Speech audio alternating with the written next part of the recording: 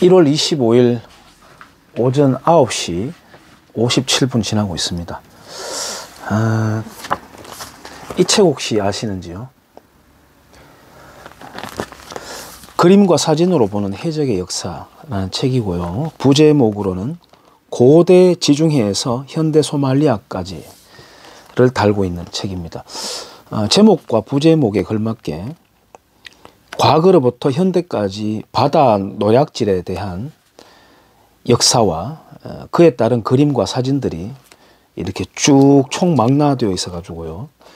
되게 재밌는 책입니다. 활자도 크게 나와 있고요. 청소년들에게 적합한 책이라고 저는 생각해요. 이 책 내용 중에서 극동의 해적들이라는 장이 있는데요. 내용을 잠깐 읽어보겠습니다. 해적질은 정부의 힘이 약할 때 번성했다. 약하거나 불안정해서 국내외 문제에 제대로 대처하지 못하고 그저 권력을 유지하는 데 급급했던 정부는 해적들이 날뛰도록, 그것도 자주 날뛰도록 부추긴 것이나 다름없다. 내전을 비롯한 국내의 소요, 그리고 법과 질서와 안정을 무너뜨리는 권력 이동 역시 해적질을 번성케 한 요소였다.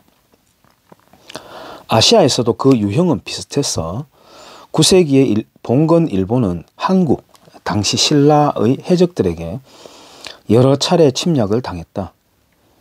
당시에는 반역과 범죄가 너무나 만연했기 때문에 일본 천황은 이를 방어할 특수한 부대를 만들었다.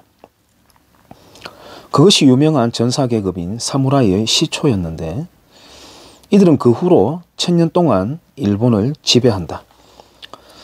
사무라이 집단은 처음 만들어진 시기에 신라 해적들이 출몰하는 지역들을 순찰했다. 그리고 신라 해적에게 매우 큰 타격을 주어 신라인들은 결국 패배를 인정하고 고향으로 돌아가야 했다.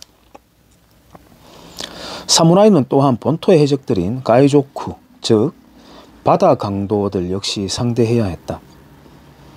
신라인들과 마찬가지로 가이조쿠들도 짐을 많이 실은 선박들을 공격했는데 이들은 세금으로 거둔 살이나 곡식을 노리는 것으로 악명을 떨쳤으며 노략질을 위해서라면 살인도 마다하지 않았다. 이들의 주된 무대는 혼슈와 시코쿠 그리고 규슈 사이의 내해로 이곳은 가이조쿠가 습격하기에 가장 좋은 환경을 가지고 있었다. 수백 개의 섬과 작은 만이 있는 내해의 해안들은 은신처를 제공했다. 또한 무역선을 비롯해 근처를 항해하며 각종 물건을 나르는 배들을 기습하기에 이상적인 환경이었다. 또한 남부 해안에 50m 높이로 솟아있는 거대한 바위 시리하마의 산담베키 계곡은 해적들의 막루 역할을 해주었다. 해적들은 이곳의 침식된 바위 동굴 속에 노략질로 빼앗은 보물들을 숨겨두었다고 한다. 일본 조정은 마침내 평화와 번영, 법과 질서에 위협을 가하는 해적들에 맞서 행동을 취했다. 쭉 이렇게 내려옵니다. 신라 해적들의 노략질이 극심했고 그것을 방어하기 위해서 특수부대 목적의 집단을 만들었는데 그게 바로 사무라이다. 그 사무라이 집단은 신라뿐 아니라 자국 내에 있는 가이조쿠라는 해적들과도 상대했다. 이런 내용들이 나옵니다만은 만약에 음력, 양력을 나누어서 시간을 구분짓고 감각하는 것도 참 근대 사회에서 웃긴 거라고 생각합니다만 어쨌든 음력 설날을 맞아가지고 주한 일본 대사관에서 한국 정부에다가 선물을 줬는데 그 선물에 일본 해적 노략질하는 상상화, 그림이 그려져 있는 포장지를 딱 붙여가지고 한국 정부에다가 선물을 보내면 어떨까요? 한국 정부가 중공 정부에다가 새해 첫 선물을 보내는데 병자호란을 비롯해서 중국에 조공바쳤던 그리고 중국으로부터 피해받았던 그런 역사가 담긴 그림 또는 중공군으로 인한 6.25 전쟁 때의 피해, 만행이 그려져 있는 사진 붙여가지고 선물 보내면은 어떨까요? 문재인 정부가 김정은 정부를 상대로 교섭하고 담화를 나누는데 거기에 선물을 하나 갖고 갔는데 6.25 전쟁 때 인민군들의 만행이 담겨있는 글이나 사진을 붙여가지고 선물로 보내면 어떨까요? 우리 문재인 정부는 서해 교전을 비롯한 우리 해군 유가족들 청와대에 초대해놓고 거기에 팜플렛에다가 김정은 사진을 붙여가지고 보여주기도 했었더랬습니다. 어떻습니까? 우리는 고구려 역사를 말할 때 우리라는 카테고리 속으로 넣어놓고 아주 멋진 호방한, 그건 사실 침략의 역사죠. 자긍심을 갖습니다.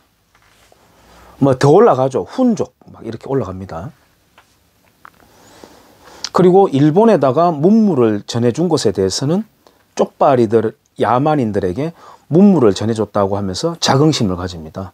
그 문물을 전해줬던, 뭐 신라도 영향이 있습니다만은 주로 백제 귀족과 지식 계급이 들어갔죠.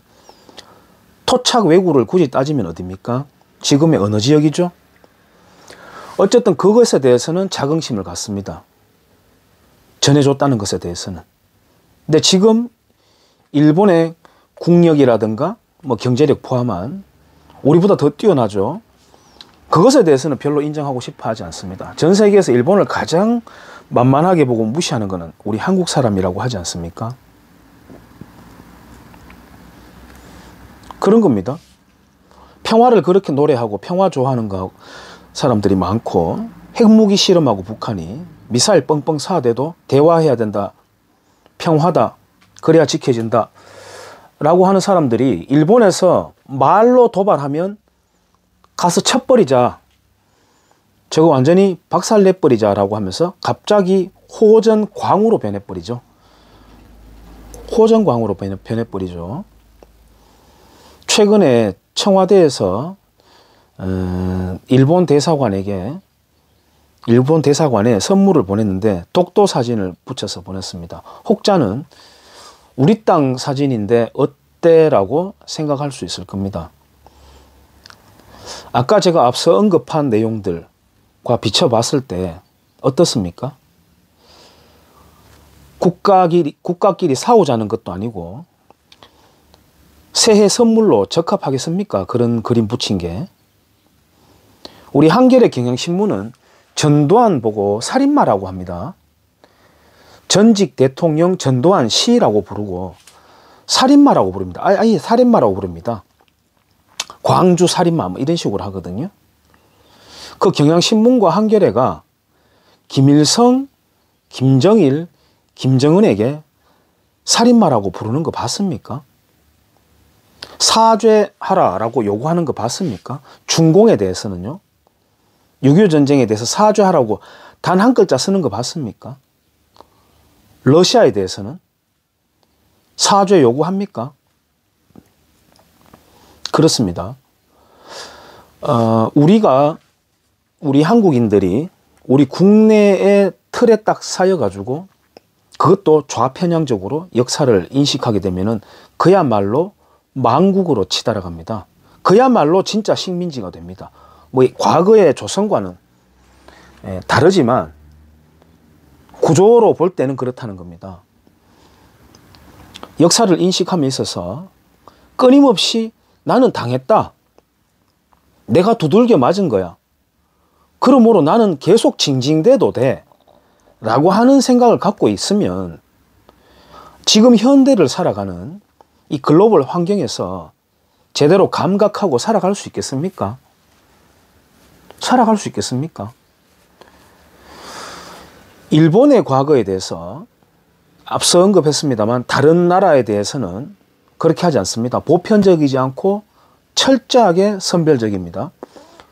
우리 좌익들은 보편과 평등을 그렇게 좋아하지만 철저히 선별적이고 차별적이죠. 그렇게 우리는 사과를 요구하고 하면서 그런